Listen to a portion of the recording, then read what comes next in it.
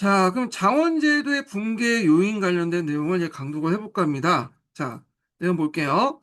자, 장원제도의 붕괴 요인은 단순하지 않았다. 그건 여러 요인들이 복합적으로 작용된 결과이며 중세 후반기, 특히 중세 말기의 사회 경제력 내지는 정치 요인까지도 관련된 전체 역사적 상황의 소상이었다.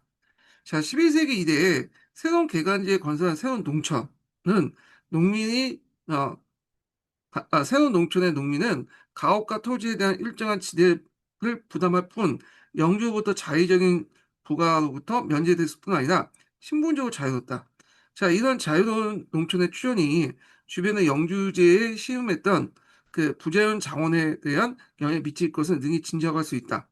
자, 그것보다 더 이제 근본적이고 중요했던 것은 상업의 부활과 도시의 발달이다. 지금 설명하고 있는 것은 그 앞에서 이제 언급했던 이 고전 장원제에서 순수 장원제에 넘어갈 때 어떤 사회 경제적 배경하고 연결돼서 이제 좀 보시면 될 것 같아요. 그래서 이제 상업의 부활과 도시의 발달, 그리고 이로 말미암아 나날이 발전한 시장 경제였다. 날로 발달하고 증대됐던 시장 경제와 화폐 경제는 그 주체인 상인과 도시만이 아니라 점차 주변의 농촌까지도 그 영향권 속에 흡수되면서 장원제도에 파괴적인 작용을 미치게 되었다. 전반적으로 경제 발전과 원거리 통상을 포함한 상업의 발달은 특히 봉건사의 지배계층인 영주층의 생활 수준을 향상시키고 새로운 사치품에 대한 기호를 낳게 하여 수입이 증가시키는 욕망을 또한 증대시키게 되었다. 자, 이러한 이제 수입 증가에 대한 영주대 욕구 증대는 결과적으로 장원의 농민들에 대한 부담으로 증가로 나타나게 되며 그러한 압박의 가중은 극히나 감당하기 어려울 정도로 이르게 되어 농민들은 도시로 도망가거나 반란으로 정하게 되었다. 자, 그리고 이 농노의 도방은 갈수록 격심해졌고, 그다음 14세기, 15세기 흑사병의 유행, 이거 아까 전에 14세기 위기 있죠? 여기에 해당하는 부분이죠. 자, 큰 규모의 기근, 대전쟁 등으로 인해 전반적으로 인구 감소와 농촌 황폐는 영주 수입의 겉감을 가져오고 이른바 영주제 위기 내진 봉건제 위기라고 이제 했다. 자, 이러한 이제 위기에 당면하여 영주들은 종전에 부분적으로 진행되었던 부역의 급납화 또는 생산물지대 전환, 그리고 농노 해방 등으로서 양보하지 않을 수 없게 됐고 직영지 경영을 소작제나 임금 노동자 이용으로 바꾸지 않으면 됐다. 예전부터 진행됐는데 이런 것들이 이제 더 가속화됐다. 이렇게 보시면 되겠습니다. 요 시기와 관련된 지금 설명은 여기에 해당해요. 여기. 예. 그래서 이제 요 부분은 이제 봉건주의 위기 또는 14세기 위기 이렇게 이제 했던 시기인데 자, 요 시기와 관련된 지금 설명을 하고 있는 겁니다. 예. 자, 그 다음에 이제 그러나 군납화와 직영지 경영 형태의 변화는 이용 가능한 자유노동의 다소 그리고 지불한 임금의 고조에 따라 영향을 받는다. 그래서 노동력이 싸고 보다 더 생산적이며 일정한 장소와 시간에 그것을 쉽게 구할 수 있는 그러니까 오늘날만 노동 탄력성이 있는 그런 것은 자진해서 급납할 조치를 취했지만 그러니까 이제 노동시장에 가서 싸게 임금을 줘서 쉽게 뭐냐 노동력을 이제 공급할 수 있는 곳에서는 이게 훨씬 더 뭐냐면 영주 그 장원제보다 훨씬 더 낫겠죠. 근데 앞에서 얘기한 것처럼 노동력이 희소하고 힘들 경우에는 영주는 오히려 부역 강화를 이제 도모하게 되고 이런 것들이 이제 앞에 나가는 농노의 재판을 초래하게 된 엘베강 동쪽 지역의 동부 유럽에 해당한 거죠. 그래서 엘베강 동쪽의 동부 유럽의 경우 토지가 강대하고 공지가 많은 데 비해서 노동력이 부족하고 참고로 독일은 지금 프랑스나 영국보다 그 인구가 많죠. 근데 독일이 이제 영국과 프랑스의 인구를 제치기 시작한 건 언제 때냐면 19세기 초중반 넘어갔어요. 예. 그 전까지는 인구 강국은 러시아를 제외하고는 프랑스가 제일 많았어요. 예. 자, 하여튼 이렇게 있고. 자, 이에 따라 상업의 발달과 시장의 확대는 오히려 농노제 재판을 초래했다. 그러나 북부 독일 지방에서는 농노제 재판은 그곳의 도시의 발달에 미숙한다는 점. 그러니까 독일시가 발달하면 어떻게 됐어요? 농노가 선택의 수단이 있겠죠. 근데 이 독일 같은 경우에는 북부 지역을 제외하고는 독일의 도시가 발달하지 못하기 때문에 도망갈 데가 없는 거야. 그래서 도망가봤자 도망가는 도시도 별로 없고 그리고 거기에서 뭐 그러다 보니까 일자리도 없다 보니까 이게 이제 뭐냐면 이런 것들 측면 때문에 이게 이제 재판 능력이 또 강화된 측면도 있다. 이렇게 보시면 되겠습니다. 자, 독일의 정치적 상황이 대영지 소유자였던 융커에게 유리하게 작용된 점도 아울러 고려한다. 그래서 이때 독일의 정치적 상황은 어떤 상황이겠어요? 이건 신성 로마 제국이 영국이나 프랑스처럼 강력한 중앙 집권 국가가 아니라 느슨한 연맹체였잖아요. 그러다 보니까 영주들의 권한이 커질 수밖에 없겠죠. 국가 권력이 강력한 국가 권력이 통제를 못하잖아요. 야, 이런 것도 재판 동료제의 어떤 배경이 되었다. 이렇게 보시면 되겠습니다. 자, 프랑스에서 봉건적 반동으로 아까 이 생산물 지대로서의 고정도 영주권의 강조와 이들을 허용한 정치 상황과 검토할 필요가 있다. 이렇게 했는데 요거를 이제 좀 더 어렵게 나가면 서양사 강의에는 그렇게 돼 있더라고요. 프랑스 같은 경우에 좀 특이한 상황이라고 볼 수 있는데 영국 같은 경우에 오히려 프랑스보다 상대적 못해 중앙 집권이 좀 약했죠. 예. 그래서 처음에는 영국의 왕권이 강할지 모르지만 시간이 지나면서 이제 영국의 왕권이 프랑스 왕권보다 강하지 못하거든요. 그래서 지방까지 완전히 통제를 못해. 그러다 보니까 그 지방은 주로 치안 판사들이 주로 했기 때문에 이렇게 이제 뭐냐 치안 판사들이 그 어떤 이제 사법권이나 행정권이나 이런 것들을 장악을 했기 때문에 이 치안 판사는 주로 젠틀 계층들이 있잖아요. 그러다 보니까 이 젠틀 계층이나 그 밑에 있는 요몬 계층의 토지의 어떤 경작권이나 소유권의 어떤 집중 형상 이런 것들이 가속한 반면에 이 프랑스 같은 경우에는 이제 왕권이 강하고 그다음에 했기 때문에 지주를 잘 통제를 했죠. 그러다 보니까 물론 모든 지역에 해당할 수는 없지만 상당수 지역이 토지가 한 곳에 집중되지 않은 그러니까 토지의 소유권이나 경제권이 한 곳에 집중되지 않고 평등 분작을 하는 소농 경영이 발달됐다. 이렇게 이제 되고 있어요. 그래서 영주권이 강도 약간 강하기 때문에 프랑스가 봉건적 반동이 일어났다. 요거는 인과관계가 좀 확실치가 않아. 아까 얘기했죠. 프랑스는 왕권이 강하기 때문에 상대적으로 이제 뭐냐면 토지의 평균 분작이 잘 돼 있던 그 사회거든요. 요거는 사회사 강의했어요. 그래서 요건 뭐 시험 문제 나오지 않겠지만 이 사람의 그냥 가설적인 차원에서 제시를 했다. 이렇게 이제 보시면 되겠습니다. 어, 놀랬어. 아니, 이게 갑자기 거기 제가 이게 있는데, 아니, 넘어갈게요. 갑자기 깜짝 놀랐어. 네.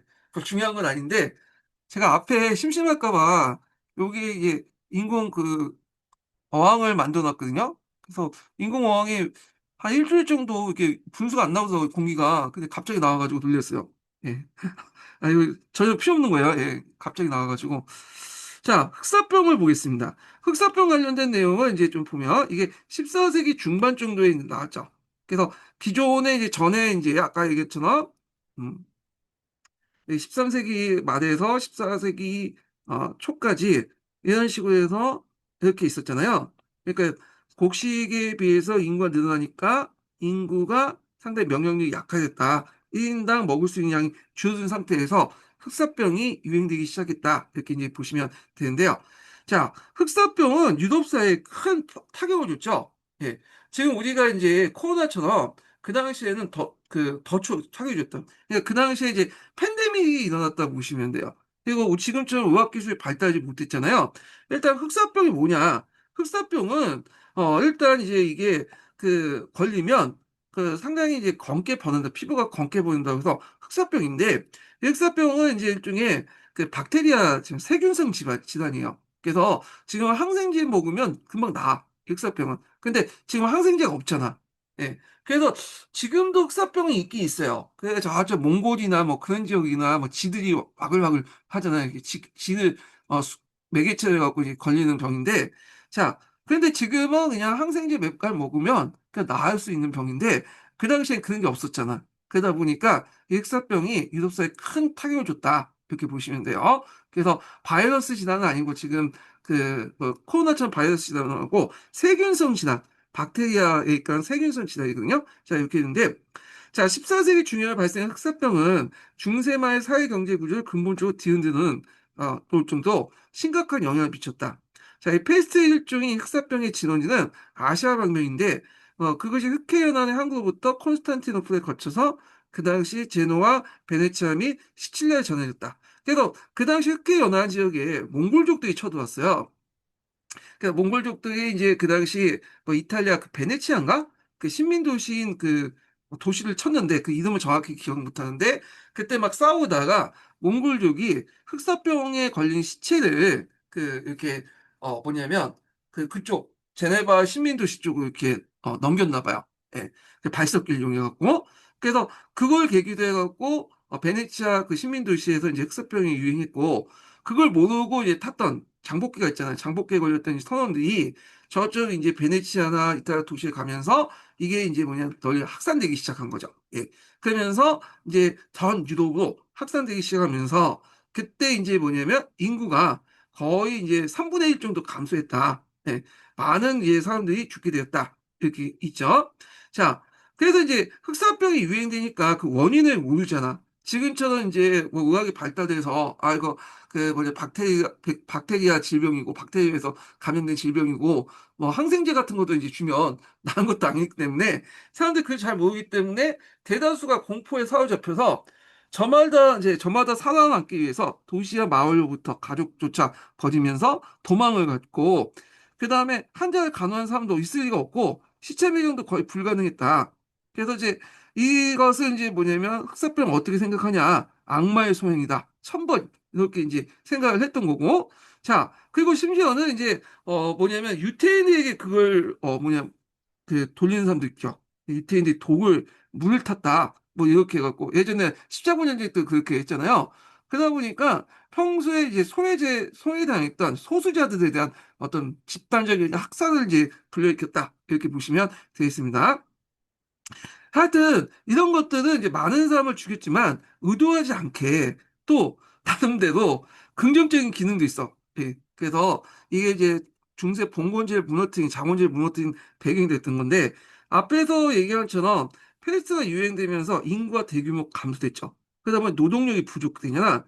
그러니까 상대적으로 이제 농노도의 지위가 상승이 되면서 이제 농노들이 일종의 뭐 갑질이라고 표현하는 좀 그런데 이 노동시장에서 영주보다 좀 상대적 우위에 서게 돼요.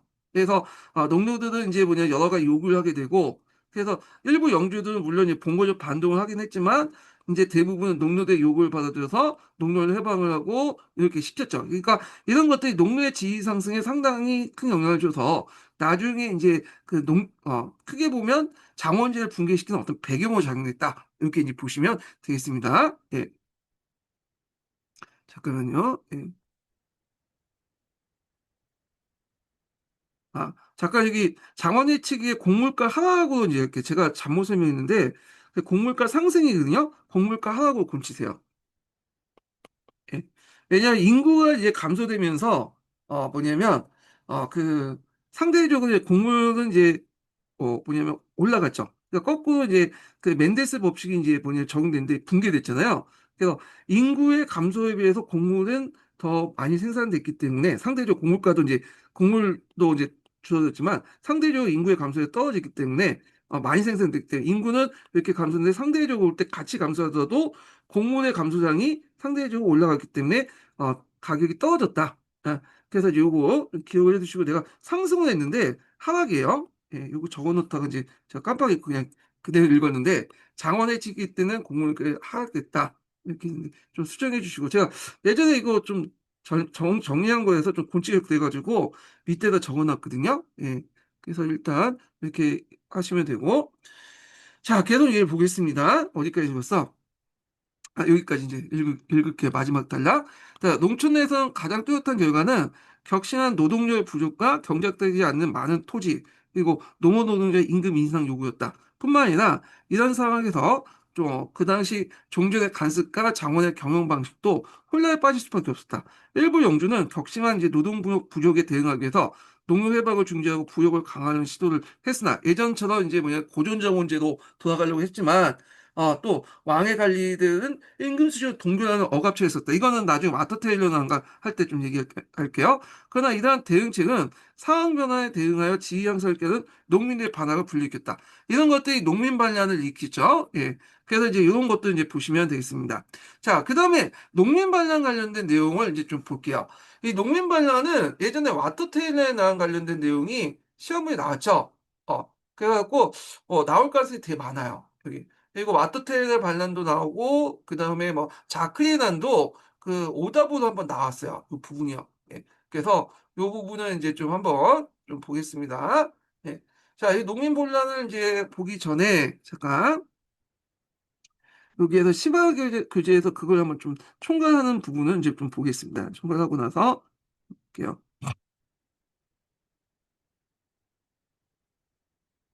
예. 자, 그러면 농민반란은 이제 여기는 서유럽에서 이제 주로 일어났어요. 서유럽. 서유럽 같은 경우에는 이제 농민반란이 일어났던 이유가 그 뭐냐면 예전처럼 오랫동안 이제 장원이라는 곳에서 오랫동안 살았잖아. 같은 마을에. 그러다 보니까 어떤 그 사회적 연대나 이런 것들이 되게 강해. 그래서 어떤 사람이 이제 농민반란 하겠다고 딱 주도를 해버리면 모든 사람이 다 따라가서 같이 하는 거야. 거기 빠질 수가 없어.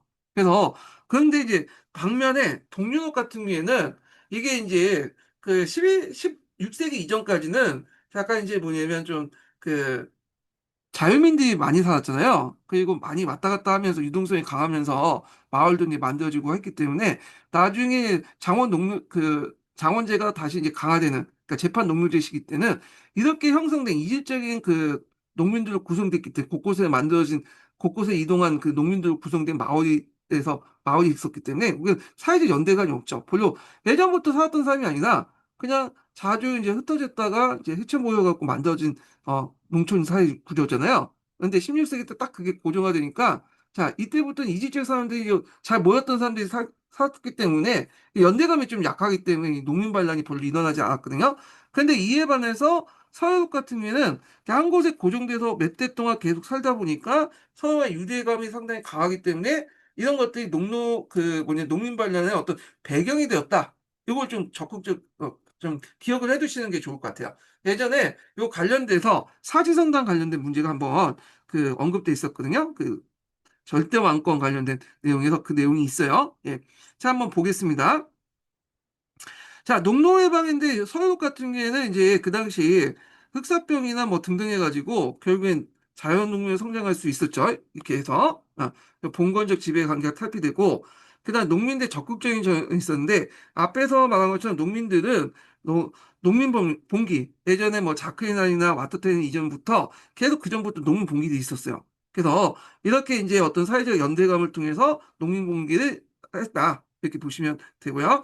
자, 그 다음에 14, 15세기 때 농민반의 특징도 있는데 그 중에 하나가 뭐냐면 영주의 봉건적 반동, 경제 지위가 약화된 영주 가운데 예전에 그 고전 자본주의 형태로 돌아가려고 했다는 거. 그리고 패스트로 인해서 영국 인구 감소로 농민의 지위가 상승됐다. 이렇게 이제 있거든요.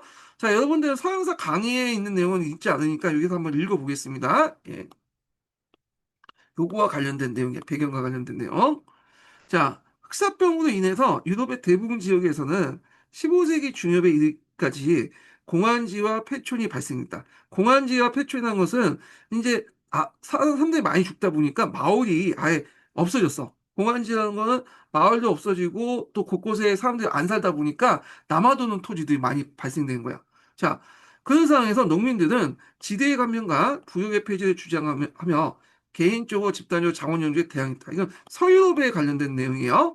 자, 농민들은 그들의 요구가 관찰되지 않으면 더 좋은 노동 조건이나 더 좋은 보유 조건을 찾아 도주하거나 이주하였다. 예. 자기가 이제 갑질할 수 있죠. 예.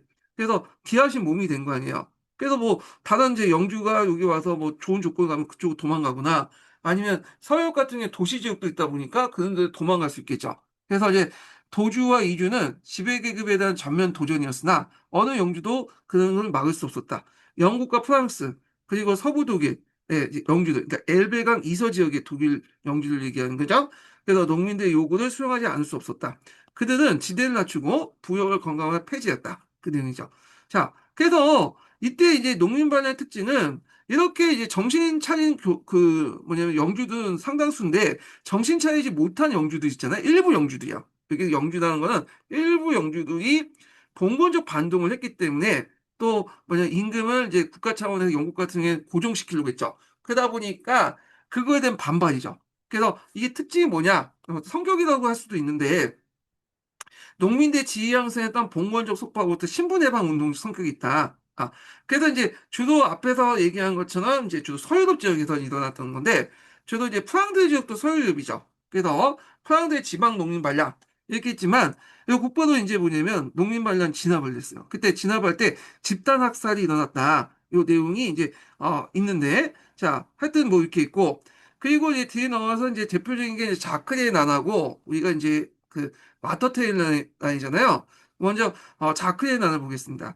자 자크라는 사람은 자크리라는 말은 어떤 특정 인물을 이제 뜻하는 것보다는 여기 보시면 알겠지만 그 당시에 이제 자크라는 그 농민적 대표 그러니까 일종의 고유명사보다는 일종의 대명사보다는 고유명사보다는 보통명사 그러니까 뭐 그 당시에 농민들을 이제 자크 이렇게 불렸나 봐요. 예. 그래서 이제 하여튼 그렇게 이제 불렸다는 이론이 있어요. 네, 견해가. 그래서 자크라는 농민의 대표적인 이름을 집합적으로 가리킨 거다. 그러니까 일반 명사를 농민을 그냥 지칭할 때 그냥 자크 이렇게 불렸나 봐요. 그렇게.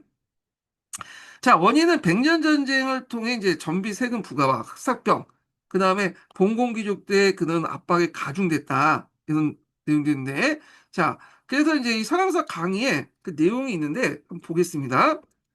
자, 프랑스에서 전쟁으로 피폐해진 농민들에게 무거운 세금을 부과했다.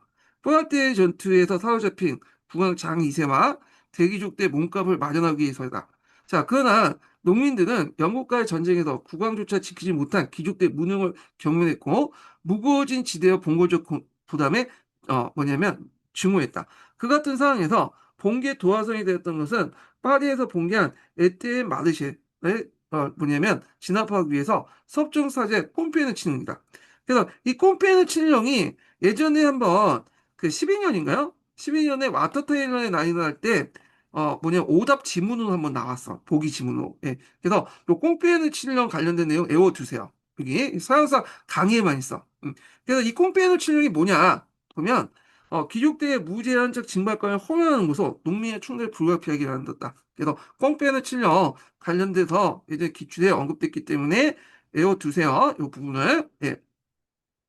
자, 그래서 이제 요게 이제 자크리의 난과 관련된 사회사 강의에 있는 내용을 보겠습니다. 자, 읽어보면 모든 귀족을 멸하는 데 나서지 않는 자가 하가 있으야 라는 외침 속에 귀족들의 억압과 착취에 대한 농민들의 피 맺힌 원한과 증오가 표현되고 있다. 또 일과의 귀족들을 제거하면 사회 뒤집으려는 사회혁명 급진성을 나타나고 있다.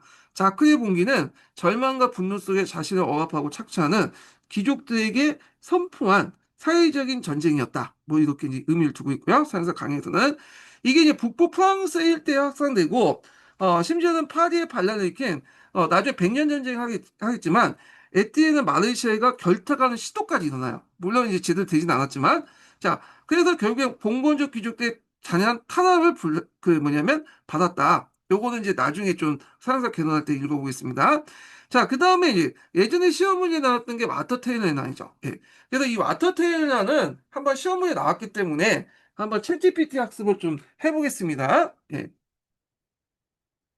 사건 개요를 한번 이제 볼게요.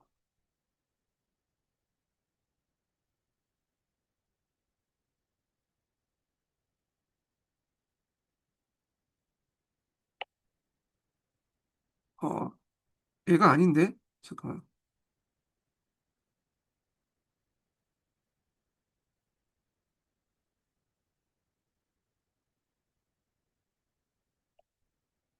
1382년에 일어난, 영국에서 일어난 와터 테일러의 난에 대해서 좀 사건의 배경이나 가정, 이런 걸 중심으로 해서 한번 좀 얘기해줘.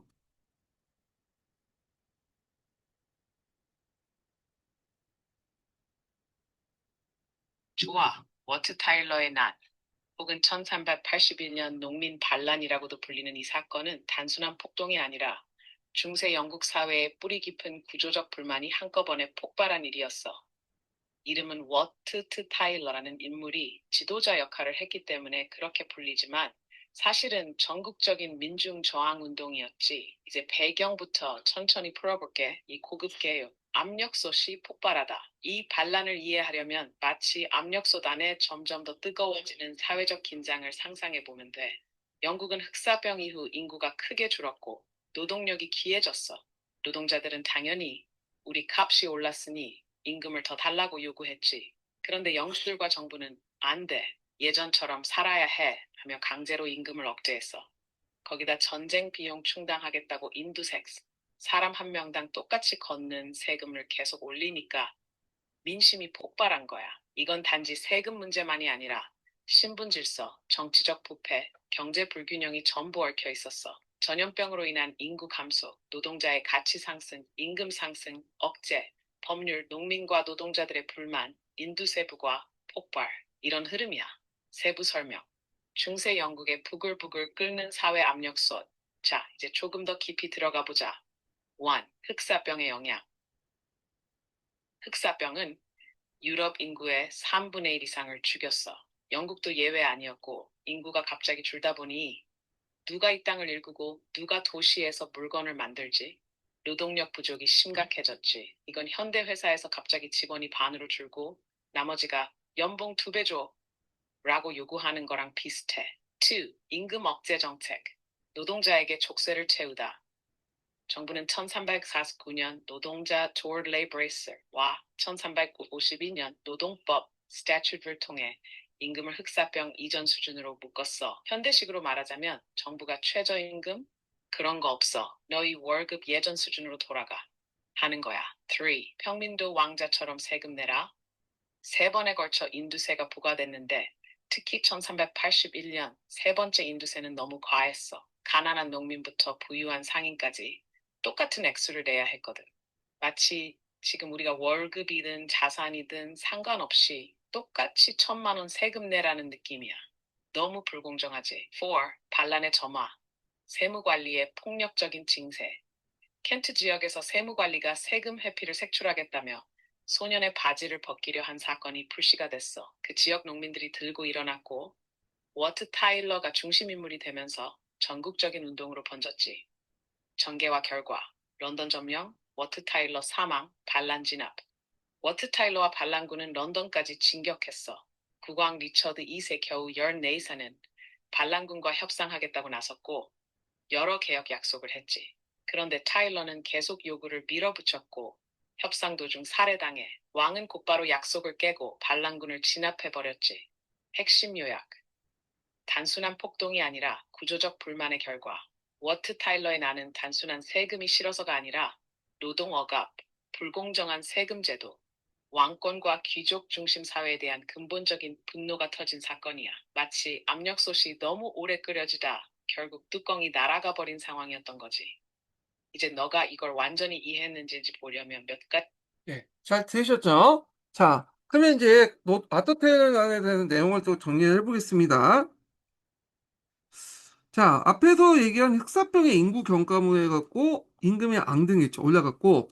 그래서 이제 일부 지주들은 흑사병 이전에 진행된 급납화를 취소하고 예전 부활을 시도하려고 했다는 거. 그리고 이제 이에 대해서 이제 의회나 그다음에 왕이나 노동조례나 뭐 노동법 같은 걸 만들어서 임금을 동결해서 노동자의 불만을 샀다는 거. 자, 이거 서양사 강의에 있는 내용 한번 읽어보겠습니다. 자, 영국의 경우 처음 흑사병이 흑사병이 이제 물려나기 전인 1349년 6월 왕령으로 노동제 조례를 이제 발표해서 흑사병 이후 터무니없이 높은 임금을 받지 않으며 계엄을 피하고 일하기 싫어하는 노동자의 이 악의를 대처하기 위해서 노동자 임금을 흑사병 이전 수준으로 동결시키는 시도했다. 자, 이런 것도 좀 같이 기억을 보시면 될 것 같고요. 자, 그 다음에 이제 백년 전쟁의 정비부가 아까 인두세를 앞당겨 징수했다. 그러니까 인두세라는 것은 사람마다 걷는 세금을 인두세라고 하잖아요. 백년 전쟁 와중인 상이니까. 그래서 이제 요 내용도 있는데 요 관련된 내용을 이제 여기 있는데 이거 너무 기네. 한 번만 중요한 부분만 보겠습니다. 1370년 의회가 14세 이상의 모든 남녀에게 1인당 4펜스의 인두세를 부과했고 2년 뒤에 개인의 그 부의 비례 부과했으니 성공하지 못했다. 그리고 1480년 의회에서는 다시 균등한 인두세로 이제 제도가 1인당 1실리를 그리고 1370년 세배로 이제 인상했다. 자, 세금은 당시 농민들의 4월분이 임금에 해당하는 액수였으나 그 많은 농민들이 예전에 비해서 과도하다고 생각하여 징세에 대한 저항과 납세피가 잇따랐다. 그래서 이제 그 이에 왕의 자문회의가 1482년 3월부터 대규모 납세피 지역을 재조사하여 세금 납부를 강제할 조사위원회를 파견했다. 그래서 조사위원들에 대한 불만이 고조된 가운데 5월 30일 엑신스주의 한 마을에서 조사위원들이 농민의 반발과 위협에 쫓겨나면서 엑신스와 켄트의 온통 봉기에 시말리게 됐다. 그래서 6월 9일 날 마터 테일러가 앞장서기 시작하여 농민 봉기는 시월에는 켄터베리 대주교를 습격했고 13일은 런던에 진입하였다. 이렇게 이제 보시면 되겠습니다. 자, 그 다음에 이제 수공업 분야에 종사하지 않고 재산의 토지를 소유하지 않은 사람들도 영주가 필요한 봉사할 수도 강제 노동을 시도했다. 이런 것도 이제 배경을 볼 수가 있겠죠. 자, 이때 이제 농민 봉기 때 농민들 외에도 그 지역의 도시 빈민들도 같이 가담을 했는데 그 이유는 뭐냐면 여기 노동력 강제 시도, 그 다음에 요 인두세 이런 사람들은 다 뭐 빈부에 상관없이 똑같이 내야 되잖아요. 그렇기 때문에 농민뿐만 아니라 도시 빈민도 같이 가담했다. 이렇게 이제 보시면 되겠습니다. 이때 농민봉기를 선동할 때 그 앞장섰던 사람 중에 한 명이면 존버지라는 사람이에요. 이 사람이 유명한 말을 했죠. 아담이 밭을 갈고 이브가 뱃삼할 때 누가 귀족이고 누가 뭐 천민이겠냐 이런 식으로 얘기를 했겠죠. 그러니까 아담이 밭을 갈고 이브가 뱃삼을 쌀 때 누가 귀족이고 누가 평민이냐. 자, 이것은 어떤 의미가 있냐? 반봉건주의고 그리고 반교회죠. 이때 반교회라는 건 아담 스미스, 존 버는 수도사 중에 한 명이에요. 예. 이때 이제 반교회라는 것은 그 기독교, 반기독교라는 것보다는 그 당시 교회가 너무 썩어빠지고 지배층 위주의 어떤 그 종교다라는 의미죠. 그 다음에 앞에서 말한 것처럼 이제 여기 원시 기독교 사상이 포함되어 있죠. 그러면서 이제 이 존버의 선동 내용 좀 기억을 해 두시면 되고요.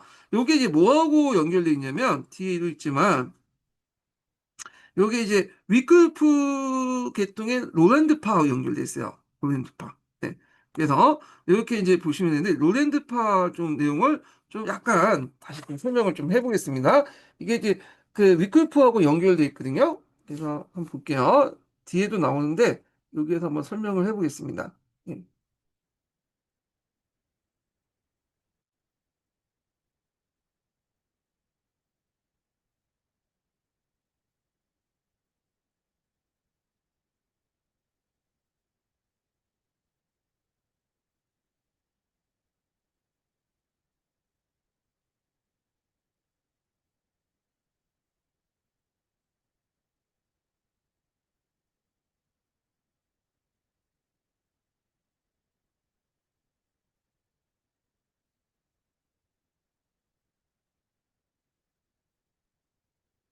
자, 요거는 이제 그 위크리프의 이제 종교 사상을 따르는 사람을 로렌트파라고 하는데 명칭은 이제 뭐 중세 네덜란드에서 중얼거린 자 이렇게 했고 또 당시 교회 기득권자들 이들은 이제 설교와 성경 읽기 모임을 경면해서 부른 이름이라고 하는데 유럽이나 미국 같은 경우에는 자기들 경멸하는 그런 그 명칭을 그대로 써가지고 자기의 어떤 정체성을 삼는 경우가 많았거든요. 그 하여튼 뭐 그래요. 자, 하여튼 이렇게 있고 그래서 이제 기원은 옥스퍼드 대학 신학 교수였던 위클리프의 성경을 신앙의 유일한 권위로 강조하면서 교회의 권위와 부패를 비판했다. 그래서 그의 사상에 감화된 제자들과 추종자들이 가난한 성직자라고 불리며 영국 전역에 돌아다니며 설교를 했고 이것이 로랜드파의 중심 사상이 되었다. 세력이 되었다는데 자, 로랜드파 핵심 고리는 거의 대부분 위클리프 사상과 일치해요. 성경 중심주의, 네, 교황권 비판, 성직자 비판.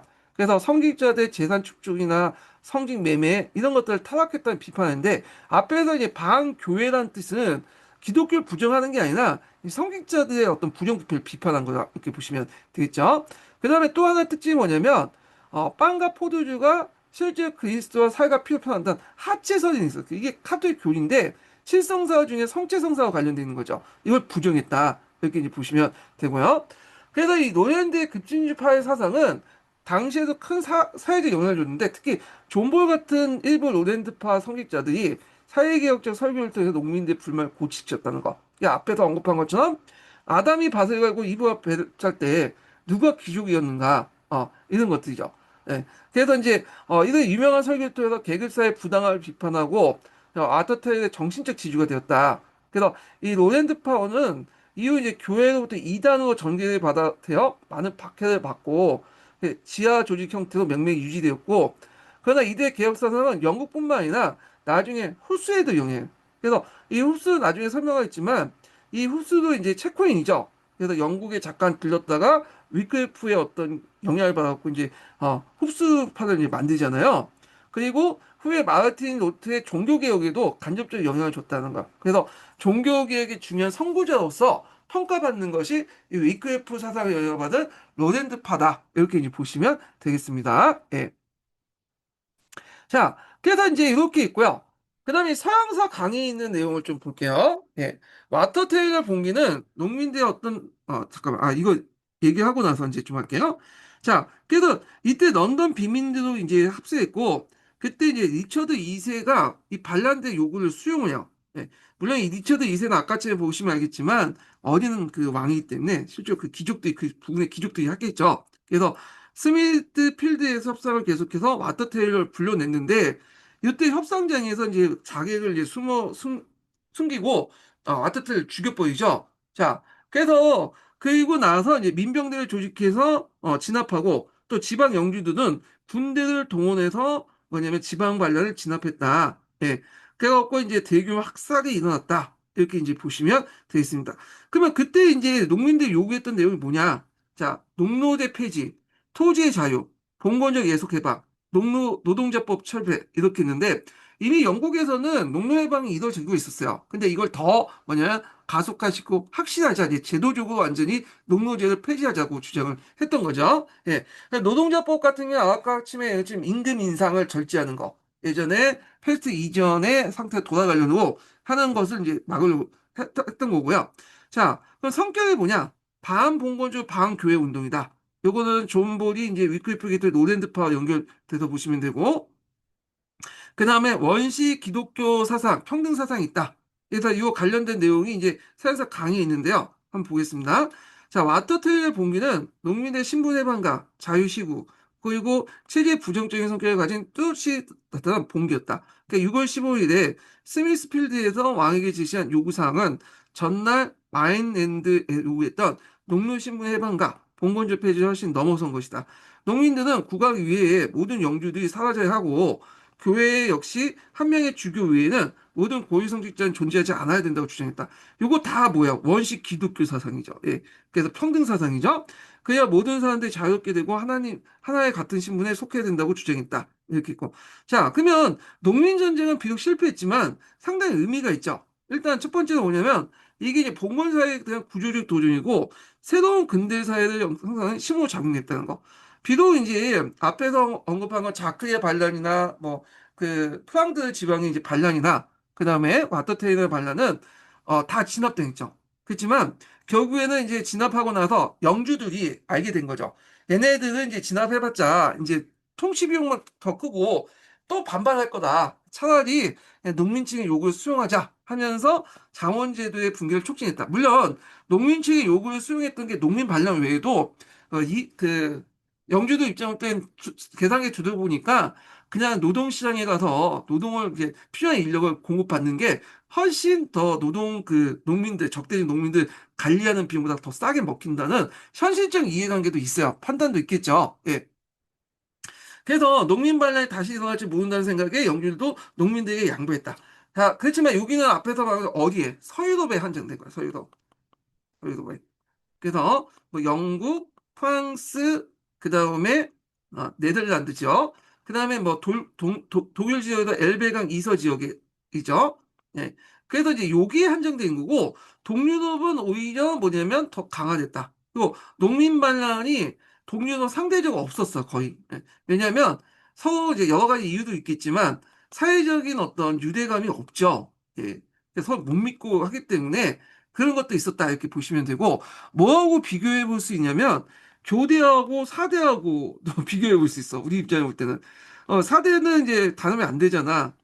그래서 그리고 이제 뭐 중등 임용시험 뭐 PTO를 늘려달라 하면 으쌰으쌰 할 때 어떻게 했어요? 일단 사범대 안에서도 단결 안 되고 거기에다 어, 비사대도 저 교직 이수자도 있고 그 다음에 뭐 교육대학원도 있다 보니까 또 과목도 다르다 보니까 이게 단결이 안 돼. 그러다 보니까 항상 교대 티오가 올라올 땐 사대 티오는 깎아 내는 식으로 이제 이런 식으로 별충을 해줬는데 교대는 단결이 너무 강하죠. 예. 얘들은 그 뭐냐 으쌰으쌰 할 때 나가서 뭐 티오 늘려달라고 요청할 때 이제 요구할 때 정부할 때 안 나갔다. 그러면 안전히 4년 내에 왕따고 그다음에 교직사에 들어와도 어차피 선후배기 때문에 아 저 새끼 저 와서 지 혼자 살려고 안 나왔다. 이렇게 해버리면 어떻게 돼요? 짱 나는 거죠. 그러다 보니까 교대의 단결력이 높기 때문에 이게 이제 교대의 요구를 들어줄 수밖에 없는 그런 구조잖아요. 그러니까 교대는 서유럽이고 사대는 동유럽이다. 이렇게 생각하시면 될 것 같아요. 예. 근데 요즘에는 사실 티오 자체가 인구도 줄다 보니까 티오 자체가 이제 많이 이제 줄 것 같죠. 예. 그 사대나 교대나 뭐 이렇게 하는데 요즘에 최근에 그 오늘인가요? 오늘 보니까 이제 교대 티오 보니까 이제 박살이 났다고 하더라고요. 보니까 지금 티오 나오니까 사대도 8월 6일 날 한다는데 어떻게 될지 오늘 8월 6일이 언제야? 월요일인가? 하여튼 뭐 그때 있는데 한번 지켜봐야죠. 예. 자, 하여튼 그렇고 자, 그래서 이제 이렇게 있고요. 그 다음에 이제 넘어가서 이제 보겠습니다. 개론서 이제 내용을 볼게요. 농민 반란 내용.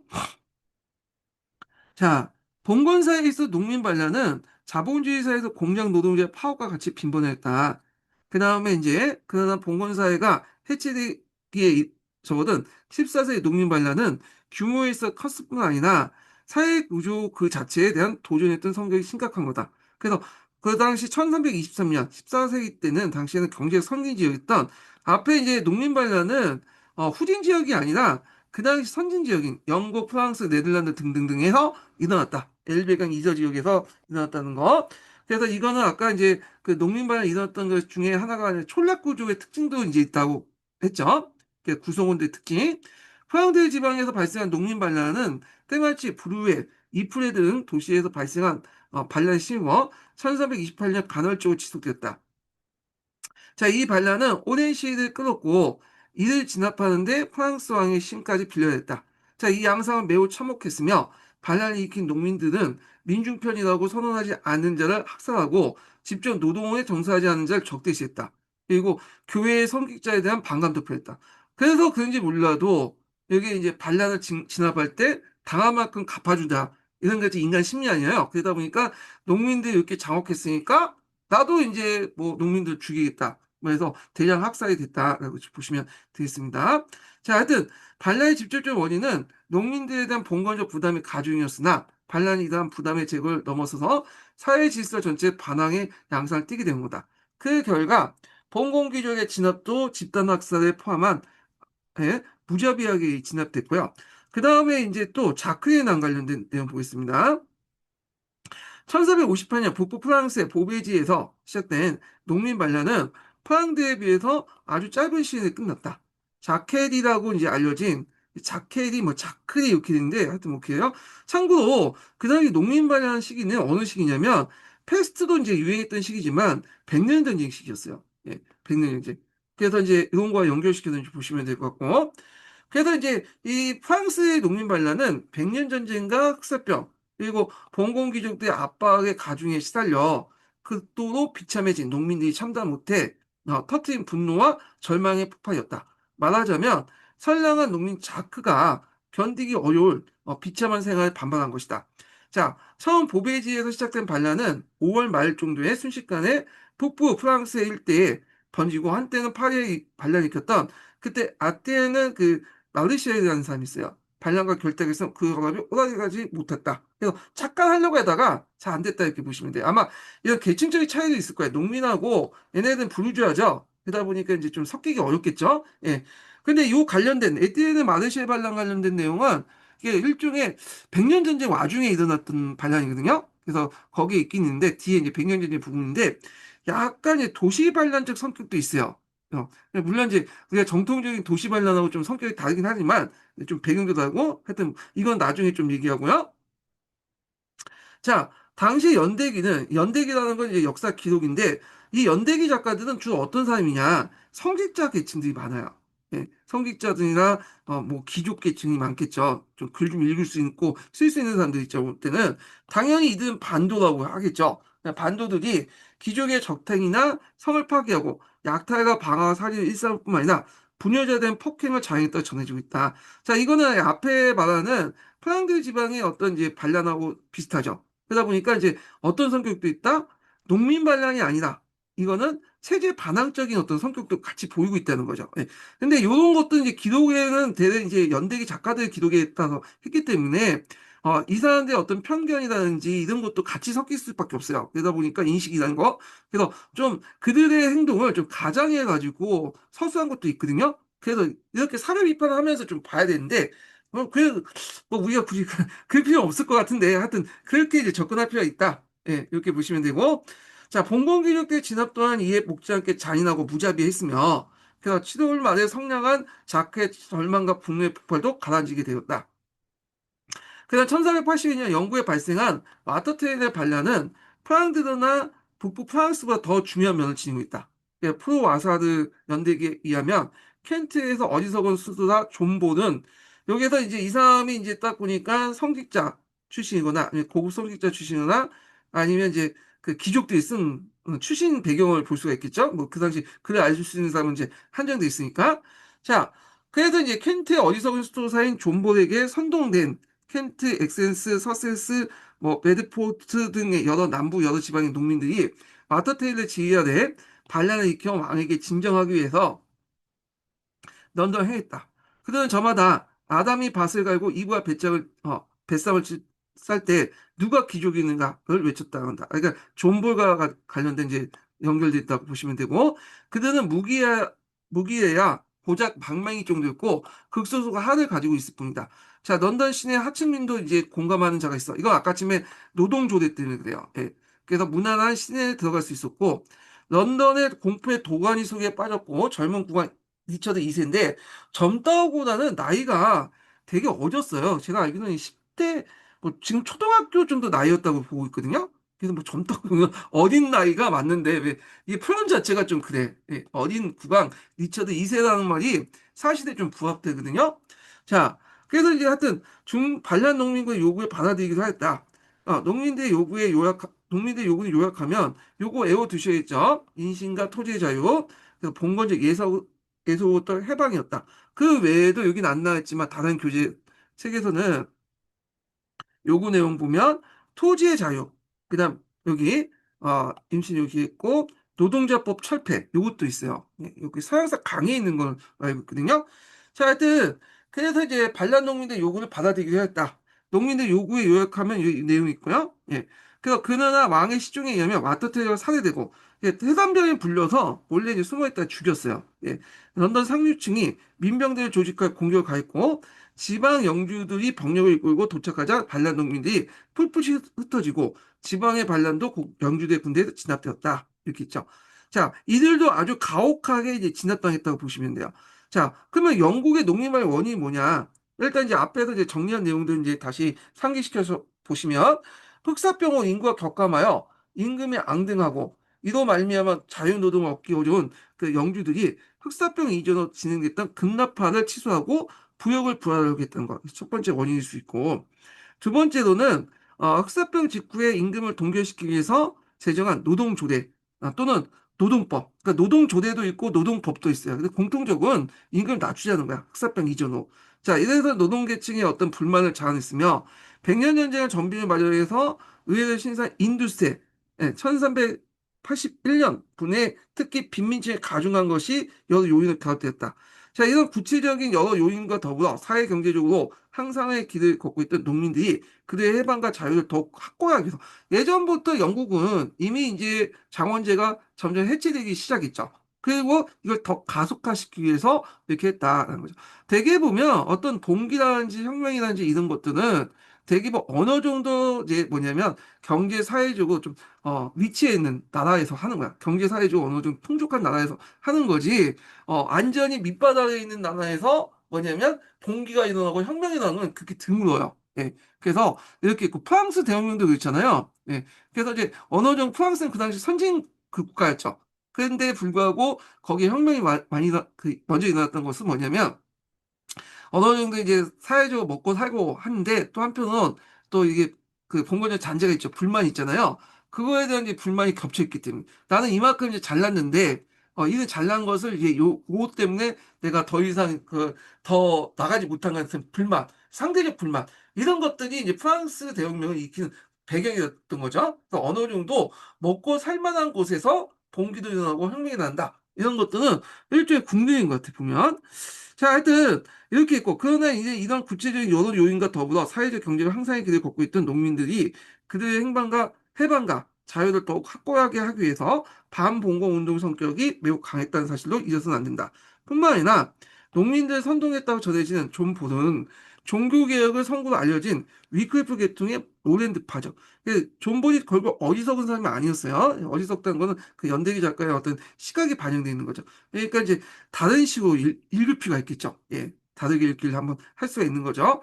그래서 이제 농민반란이 반봉건운동에 중세교회에 반항하는 반교회 운동까지 결합돼 있었던 걸 있었다고 하지 않을 수 없다. 그리고 여기에서 또 위클리프 반란의 또 의미가 있죠. 또 하나는 첫 번째 의미고 주목할 것은 이제 반란 농민들이 외쳤다고 구호 속에 원시 기독교 유대 때 평등 사상이 뚜렷이 나타나고 있다. 그리고 볼 수 있는 게 여기 있죠. 아담이 밭을 갈고 이브가 뱃삭을 짤 때 누가 귀족이었는가 이런 것들을 표현해서 볼 수가 있는 거죠. 자, 이 상황은 14세기 일어난 주된 농민 반란이었지만 14세기 말에는 카탈로니아, 스페인 지역이죠. 농민 반란이 있었고 독일에서 15세기 때 산발적으로 일어났던 농민 반란이 곧 종교개혁을 농민 전쟁을 크게 폭발했다. 물론 이제 농민 전쟁처럼 독일에서 일어난 동유럽에서 일어난 농민 반란이 있었지만 근데 이거는 이제 좀 예외적이라고 보시면 돼요. 대부분 서유럽 지역에서 이제 주로 일어났다. 이렇게 보시면 되고요. 자, 그래서 이제 일단 농민 반란의 의미를 보겠습니다. 일단 결과적으로 보면 성공하지 못했죠. 네, 실패했어요. 그리고 또 그렇지만 나름대로 의미가 있죠. 많은 억압과 생활에 비참해오는 분노의 폭발이었고 다시 얘기했습니다. 예. 이게 이제 의미가 아니라 한계죠, 한계. 한계를 이제 잘못 얘기했어. 네. 한계. 자, 일단은 결과적으로 실패했고, 그 다음에, 억압과 생활에 비참해 오는 분노의 폭발, 일시적 분노의 폭발이었고, 미래에 뚜렷한 이제 모든 목표나 계획이 없어. 정치적인 어떤 프로그램이나 앞으로 내가 이제 이렇게 하겠다는 이상적인 어떤 것들이 없죠. 그럴 수밖에 없는 게, 그 당시 농민들이 어떤 교육을 받았겠어요? 뭐, 지금처럼 유튜브라든지 뭐, SNS 의견을 공유할 수 있겠어요? 그러니까 그런 게 없었던 거죠. 예. 어떤 구체적으로 나아갈 방향이나 인형 같은 게 없었다. 자, 이런 게 한계일 수 있지만 나름대로 의미가 있죠. 의의가 뒤에 부분이 있는데 봉건사에 대한 구조적인 도전이었고 거기에 표시된 반봉건적 에너지는 그 당시 봉건사를 무너뜨리고 새로운 근대사를 이룩하는데 하나의 힘이 되었다. 이렇게 있죠. 그래서 트레베리아는 영국의 농민 반란에 관해서 새로운 이제 그 영국이 자라나기 위해서 겪어야 고통이었다. 성장통이었다. 이렇게 표현을 하고 있고요. 비단 영국의 경우만 아니라 중세말의 농민반란 전체에 해당되는 것으로 결국 유럽 사회가 봉건 사회를 탈피하고 근대 사회로 발전하기 위해 치러야 할 성장의 고통이었다. 이렇게 이제 보시면 되겠습니다. 자, 그러면 이제 농민반란 관련된 내용을 서강자에서 한번 또 찾아서 이제 좀 보겠습니다. 예. 자, 서강자 188페이지 보세요. 이게 내용이 별로 없어가지고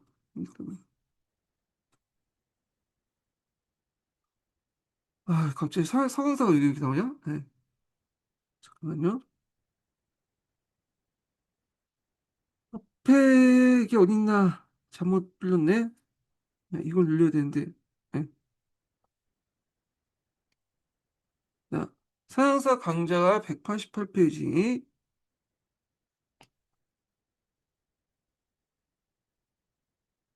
자, 요거는 제가 이제 읽지는 않았지만 예전에 한번 제가 읽었거든요. 예. 그래서 그다음에 봉건제 붕괴와 관련된 내용인데 요거 한번 보시면 되고 요때 이제 유대인들도 많이 죽었다. 예. 그런 것도 있고. 자, 넘어가겠습니다. 자, 그다음 농촌의 위기해가지고 이제 봉건제가 이제 붕괴된 그 과정을 설명했는데 제가 지금 설명을 많이 생략을 하고 있어요. 예. 그 다음에 이제 있고 그 다음에 이 도시 위기는 나중에 읽어보고요. 그, 농민 관련 도중에 있네. 예. 여기 좀 보겠습니다. 그래서 이렇게 했는데 이 중간에 있는 걸로 있군요. 잠깐만. 이게 몇 페이지야? 188페이지니까 이 농촌의 위기가 중간에 약간 이제 설명한 게 있는데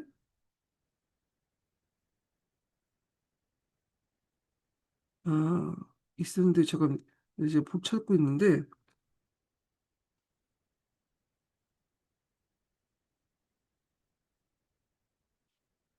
잠깐만요. 이게 뒷부분에 있나?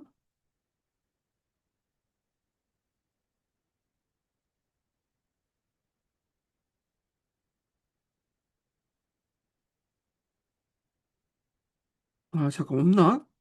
예전에 찾았는데 잠깐 나중에 읽을게요. 제가 찾아서 여기 볼 내용이 없어갖고 일단은 도시의 이제 변화 부분을 이제 보겠습니다. 예, 요거 제가 읽으려다가 일단은 도시의 이제 변화 부분 이렇게 뒤에 약간 설명을 해놨는데 내용이 별로 없어. 예, 내가 일단 요거 읽을게요. 자, 그다음 흑사병으로 인해서 급격한 인구 감소는 인구 밀도가 조민한 도시의 경우 농촌보다 더 심각했죠. 예. 그러다 보니까 이제 농촌의 인구도 줄어들지만 도시의 인구가 훨씬 더 많이 줄 수밖에 없겠죠. 같이 이제 모여 살다 보니까. 그러다 보니까 이제 이를 통해서 이제 도시 인구가 많이 줄다 보니까, 전반적으로 볼 때 그 수요가 대표적으로 감퇴했죠. 그러니까 그 상품은, 물론 상품도 많이 줄겠죠. 근데 상품의 그 어떤 이제 공급량에 비해서 그 인구가 줄다 보니까 생산의 공급량을 더 초과하게 된 거죠. 그러다 보니까 이제 상품의 공급가인가 전반적인 수요의 대표적인 감퇴가 있었다. 그렇다고 해서 주의할 건 상품이 늘어났다는 게 아니에요. 인구가 너무 줄다 보니까 상품의 공급가인보다 인구가 더 많이 줄었다. 이렇게 이제 보시면 되겠습니다. 자, 그러다 보니까 인구는 줄고 생산도 줄지만 상대적으로 볼 때 인구가 더 빨리 줄어들기 때문에 당연히 물가 수준이 더 떨어질 수밖에 없겠죠. 농산물 가격이나. 예. 자, 그것이 도시 경제에 미친 영향이 컸고 경제 전반에 위축 현상이 나타나게 되었다. 자, 중세 말의 도시는 이와 더불어 심각한 또 구조적인 변화도 있었는데 이런 패스트에 의해서 이제 외재적인 어떤 타격도 있었지만 그 안에서도 이제 내재적 문제가 있었던 거죠. 이게 계층 구조야. 네. 그래서 12, 13세기 때 상호의 발달에 따라 진행된 도심의 계층 분화와 그것이 가지고 온 여러 결과였다. 이렇게 이제 보시면 될 텐데. 자, 도시가 성립된 초기에는 비교적 균등한 도시민들이 12, 13세기에 진행된 계층 분화의 결과, 자, 이렇게 이제 세 개 계급으로 나눴죠. 일단은 상층 부르주아 계급들 이렇게 있고, 그 다음에 또 중상층 내는 소시민의 부르주아, 후티 부르주아라고 하는 계층도 있고, 그 밑에는 이제 임금 노동자, 도시 프롤레타리아 계급이 있어요. 예. 그러면 이제 먼저 상층 부르주아 계급들을 이제 보겠습니다. 자, 상층 부르주아는 대체 외국 무역이나 도매상으로 이제 종사하면서 부유해진 대상인 집단들이죠. 그래서 이들은 이제 상인 길드의 주요 구성원이었고 또 시참사회를 참여해가지고 그 당시 이제 그 도시 행정을 이제 장악했던 그런 부류가 도시 귀족이다 이렇게 보시면 되겠습니다. 자, 그래서 이 도시 귀족들은 이탈리아 같은 경우에는 이제 좀 약간 좀 예외적인 게 뭐냐면 이탈리아는 그 당시 도시에 있는 주교를 쫓아낼 때 그 밑에 시다바리 역할을 했던 봉건 귀족 세력들과 연합을 해갖고 쫓아냈잖아요. 그러니까 이 도시 귀족 안에 대상인 외에도 예전에 한번 얘기한 것처럼 그 봉건 귀족들도 있어요. 그래서 같이 연합해갖고 서로 합작해서 이제 도시 귀족이 됐던 거죠. 예. 자, 하여튼 이를 이용해서 보다 많은 부를 축적했다. 그러나 이런 대상인들은 단순히 상업 활동만 종사한 게 아니었다. 그래서 포항드 지방 같이 모직물 공업이 육성했던 공업 중심지에서는 양모 수입상이 모직물 제조업자에 검하게 되었고 그 이탈리아에서는 은행가를 비롯한 대금융업자들이 상인이나 무역업자와 나란히 상층부 부르주아 구성원이 되었다. 이 말은 뭐냐면 무역뿐만 아니라 그 당시 이제 그 무역상도 하면서도 일단 공장도 운영했고 모직물 제조업자 경영했던 사람도 있고 그다음 금융업자도 있었다. 금융업의 대표적인 게 메딘치인가가 대표적인 거죠. 뿐만 아니라 그중에 도시 내 토지나 주변 농촌의 토지에 투자하여 상업을 벌이고 지대 취득자가 되거나 귀족 가문과 혼인 관계를 통해 귀족적인 생활을 하는 자도 있었다. 자, 그들은 전체 주민에 비하면 극히 소수에 불과했으며 도시의 부는 그들에게 집중되었다. 자, 그 다음에 상층 부유주의 형성과 더불어 다른 한편 수많은 임금 노동자들이 있는데 요거 중간층이 갑자기 빠지고 여기에서 건너뛰는데 여기 하층 노동자를 얘기합니다. 임금 노동자, 도시 프롤레타가 나타나게 되었다. 프랑스나 이탈리아 같이 중세 공업의 주종을 했던 모직물 공업 등 직조의 발달한 지역의 도시에선 비교적 일찍부터 많은 임금 노동자가 존재했으며 수공업자들도 대기업가로부터 원료와 생산 시설을 공급받아 그의 지시에 따라서 제품을 생산하고 있었는데 자 이런 것들을 뭐라고 하냐면 매뉴패처라고 하죠. 예. 그래서 매뉴패처 공업이 일어났다. 이렇게 이제 보시면 되겠습니다. 매뉴패처. 매뉴패처가 아니라 말 잘못해. 선대제라고 해요. 선대제. 매뉴패처는 그 다음 단계고. 그래서 이 선대제는 그 생산 공간이 분리돼 있죠. 그 수공업자들이 각각 이제 생산 공정이 있고, 그 다음에 상위 물주가 자본과 원료나 그 다음에 이제 뭐 수공업 집기 같은 걸 이제 공급해주면 거기에서 이제 모였던 것을 상위 물주들이 주고 상위 물주는 다른 이제 공정에 넘겨주고 그렇게 상위 물주를 통해서 이제 이렇게 그 지배당한 그런 구조가 선대제인데 선대제가 나타났던 거예요. 선대제. 자, 뿐만 아니라 중세 말에 가까워질수록 길대 장인직 폐쇄에 대해서 특권화되는 경향을 보이게 되는데 그래서 이제 직인들이 집안 출신이 안 좋으면 장인 집안 출신이 아니면 장인이 될 수 없어. 그래서 장인이 되는 길이 막혀버려 일반 직인의 임금 노동자도 형성이 일어났고요. 그들은 스스로 권익을 이제 옹호하게 직인 조합을 만들었다. 장인은 더 이상 올라갈 수 없잖아요. 그리고 대부분 이들은 임금 노동자 전략을 하게 되고요. 그리고 이제 그들은 기껏해야 소장인이 되거나 그리고 장인과 달리 독립적 생산자가 아니라 앞에서 말하는 선대제 형태로 상업자본의 이제 상업자본가의 종속된 형태로 이제 들어가게 되죠. 그래서 원료나 시설 공급받아 제품을 생산하고 제품을 기업가나 장인들에게 이제 넘기는 존재에 지나지 않았다. 이하 임금 노동자들은 길드 폐쇄성의 증대와 상업의 발달에 따라 생산체제의 대규모화했다는 그 수율 임금 노동자들은 길드 폐쇄성의 증대와 산업의 발달에 따른 생산체제 대규모화에 따른 그 수요가 날로 증대되었다. 예, 이렇게 이제 보시면 될 것 같고요. 자, 그래서 이제 이와 같이 증가인력을 걷는 노동자들은 그 어느 때보다 대기업가의 완전한 지배하에 놓이게 되었고 주변 농촌 지역의 여성 노동자 그리고 외부부터 유입된 노동력과 경쟁에 당면하여 실업과 실업의 위기와 빈곤에 시달리게 되었다. 자, 이러한 빈곤한 도시민들 수가 14세기의 도시민들 전체 3분의 1에 해당할 만큼 거나 절반에 달할 정도였다. 그래서 이런 그런 구조적인 어떤 배경 이런 것들이 도시 발달의 어떤 요인이었다 이렇게 보시면 될 것 같고요. 그 다음에 이렇게 이제 빈민층하고 상층 부르주아 사이에 중간층 있죠. 중상층. 이런 세력들이 있었는데 요 관련된 설명이 그 밑에 있죠. 자, 요거 하기 전에 마지막 인증번호 알려드리겠습니다. 자, 마지막 인증번호는 29번입니다. 마지막 인증번호는 29번이에요. 자, 자본가적인 상층 부르주아와 도시 프롤레타 사이에 중소시민층의 자리를 잡고 있었다. 자, 그들은 부유하지 않았으나 가난하지도 않았고 그 생활은 안락한 편이었다. 그래서 소매상인들 비롯해서 자본가적인 기업가로 상승하지 못한 장인들.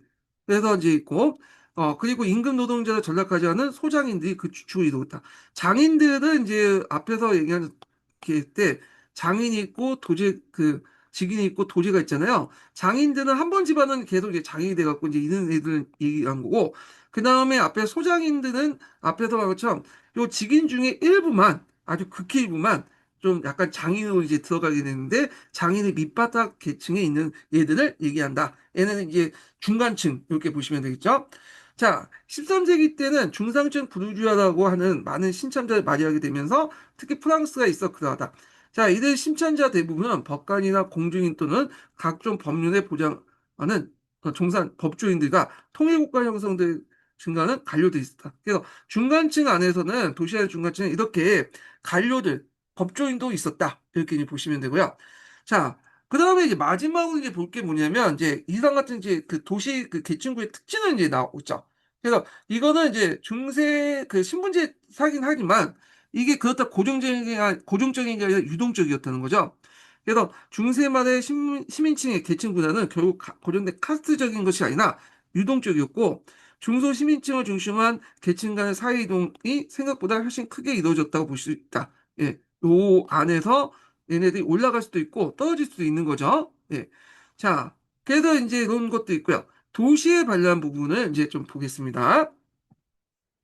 자, 도시의 반란 관련된 내용은 예전에 한번 기출문이 언급됐었어요. 그래서 예전에 그 2차 시험 때가 있었죠. 논술형 시험 때. 예, 그때 한번 이제 도시 반란 관련된 내용이 시험 문제에 나왔습니다. 예, 그래서 이제 이렇게 했는데 그 내용을 보겠습니다. 자, 도시 관련의 배경이 쭉 나와 있죠. 도시 관련의 배경.